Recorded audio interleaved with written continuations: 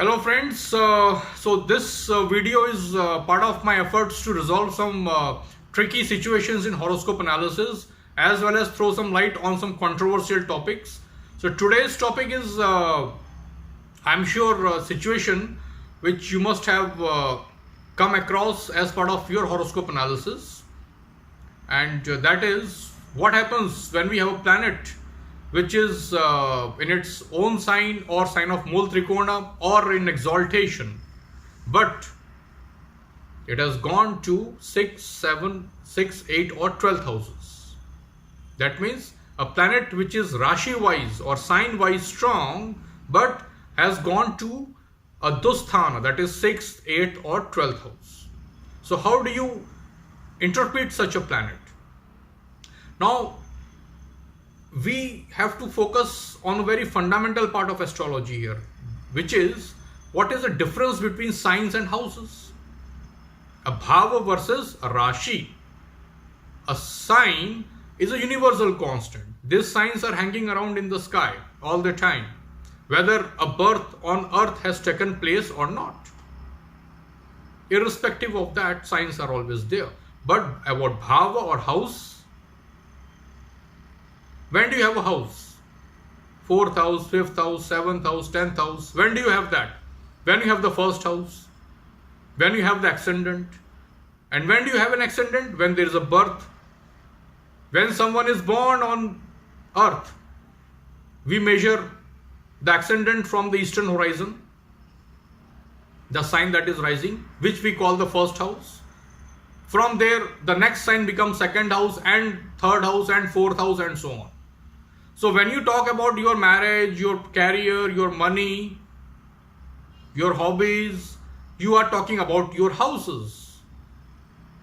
So now you go back to the problem. A planet is strong in the sign, means the planet is strong in the sky. For example, Venus in Taurus, it is strong in the sky. But if you are born at such a time when that sign Taurus has gone to 6th house, so Venus is in 6th house in your chart or the chart that you are looking at. So though Venus in the sky was strong that time, Venus is in 6th house in the chart. Is it good or bad? That is the question. So who is you? What is first house? That is you. So you are asking about the native, right? You as in the native. So whether Venus is good for the native, yes or no. So you have to look at the native. And who is the native? The first house. So from first house, Venus is not good really. It is in 6th. Or Jupiter in 8th house in Sagittarius, for example. Not good. Overall not good. But the point here is, what about second house? Second house matters. I am looking at the accumulated wealth and so on. You know what is second house, right? The basics of astrology. So if I am looking at that is Venus good for second house matters? So what will I do? I will count from second house 2, 3, 4, 5, 6. So second house is the 6th house is the 5th from second house. So now you have a strong planet, Venus in own house in 5th. So for second house matters, it is very good. So you see there are a lot of benefits out of it. If a planet goes to its own sign or is a strong in Mooltrikona or exaltation sign, so there are a lot of benefits. Okay. From 10th house, it is 9th house. You count from 10th house of career and status. When you reach the 6th house, you will have counted 9. So it is 9th from 10th house. So it is good for 10th house. You see how astrology is to be used. So overall it is not good because the person's physical presence is first house. So overall for this entire birth, Venus is not going to be favorable when taken in overall scenario. But for these specific domains of life, second house matters, 10th house matters, it is good. You understand? That is how you need to apply logic. You can't apply a blanket logic in astrology. Otherwise, there will be no manual interpretation required. An astrologer has to see these things only in a chart.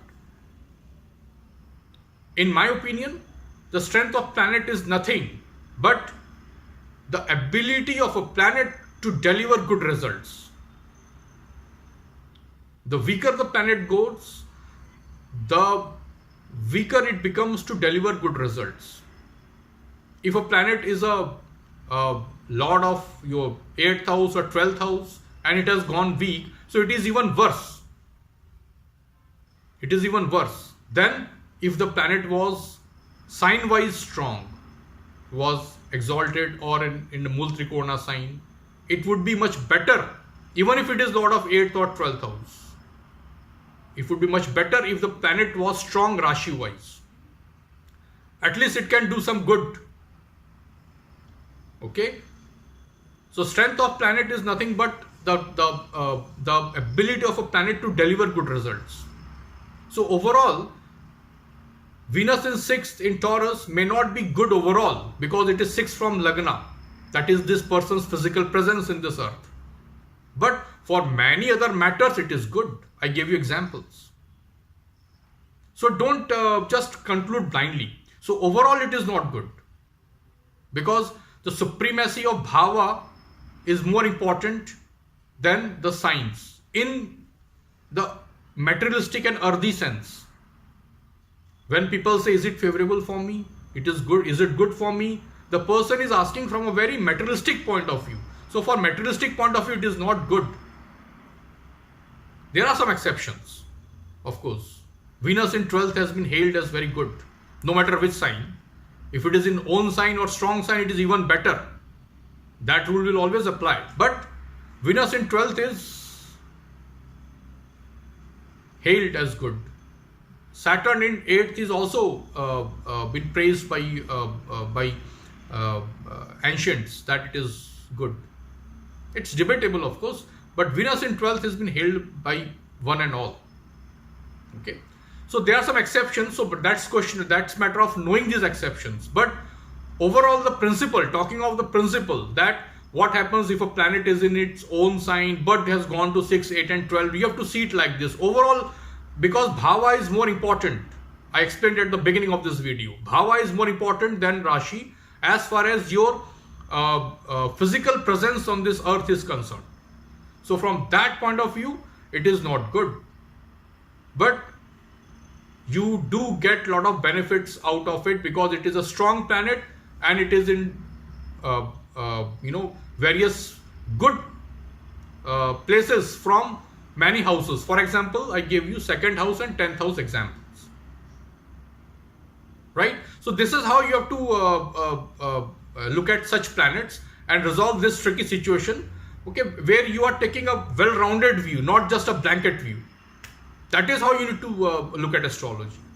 All right, so as usual, just fire comments to me, and I'll look forward to see some interesting comments from your side. Okay, so thank you, and you enjoy rest of your Sunday then.